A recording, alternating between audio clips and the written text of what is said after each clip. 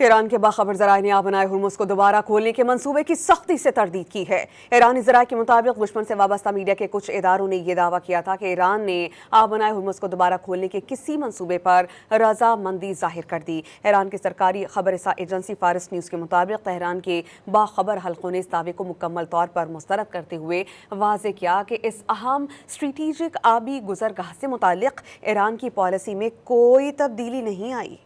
ایران کے باخبر ذرائع نے آبنائے ہرمز کو دوبارہ کھولنے کے منصوبے کی سختی سے تردید کی ہے۔ ایرانی ذرائع کے مطابق دشمن سے وابستہ میڈیا کے کچھ اداروں نے یہ دعویٰ کیا تھا کہ ایران نے آبنائے ہرمز کو دوبارہ کھولنے کے کسی منصوبے پر رضامندی ظاہر کر دی۔ ایران کی سرکاری خبر رساں ایجنسی فارس نیوز کے مطابق تہران کے باخبر حلقوں نے اس دعوے کو مکمل طور پر مسترد کرتے ہوئے واضح کیا کہ اس اہم اسٹریٹجک آبی گزرگاہ سے متعلق ایران کی پالیسی میں کوئی تبدیلی نہیں آئی۔